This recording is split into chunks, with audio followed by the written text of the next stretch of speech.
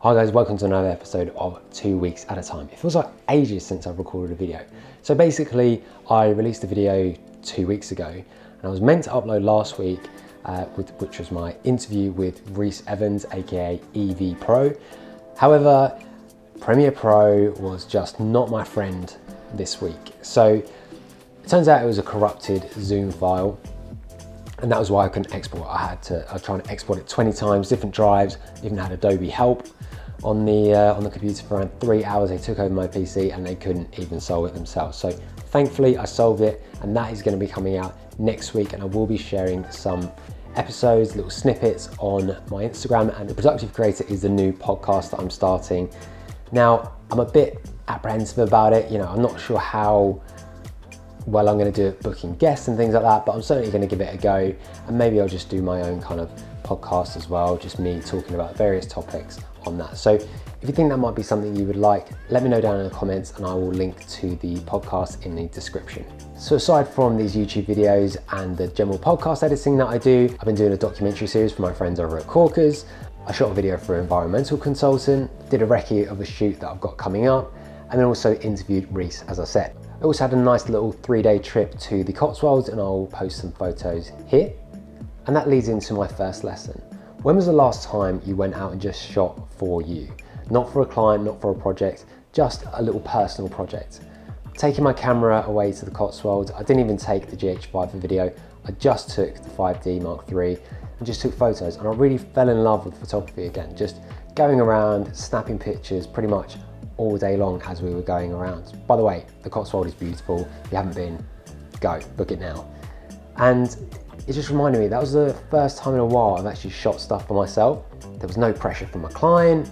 You know, what comes out at the end is just whatever comes out at the end. There's no pressure.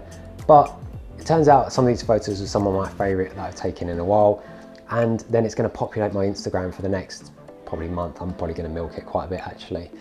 And you never know, that could get you work. So I'd encourage you, if you haven't in a while, go out and just shoot a personal project, whether that be a film, whether that be photos, and just kind of revive that spark again.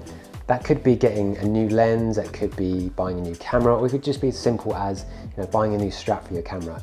Just get something that motivates you to go out and shoot something. Watch something on YouTube, watch something on Instagram that inspires you. Try and just go out and recreate it. I'd highly recommend that, just to get that spark back up and running. My second lesson is dealing with overwhelm. So I have covered this before, but one of the things that I didn't really cover in that video, but I'm covering now because I've remembered it and it realized how much kind of stress it relieves. Because I've been away, I did do a little bit of editing whilst I was away, which I probably shouldn't have done. I should have just left it. But like I said, I had those export issues with the podcast, and I just had a lot of work on recently. So I was just trying to churn some work out in the evenings, and on the car on the M40 and the M25. I wasn't driving, by the way, I was a passenger, just so that's clear.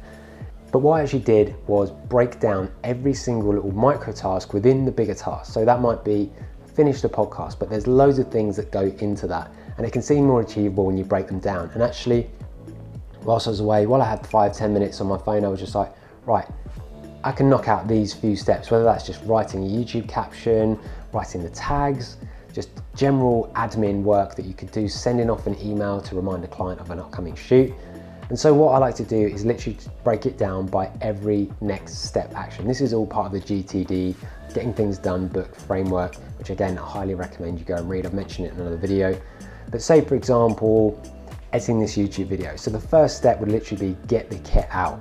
And maybe you don't have half an hour to film the YouTube video like I have now, but you can at least get the kit out in about 5-10 minutes.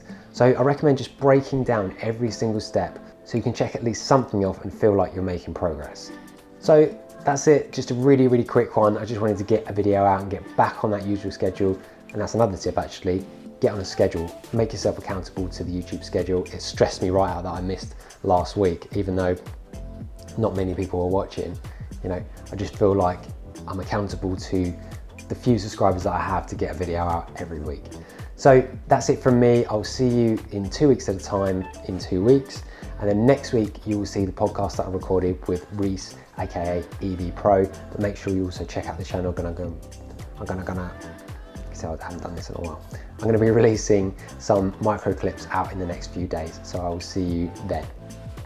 It feels like ages since we last spoke. That sounds weird.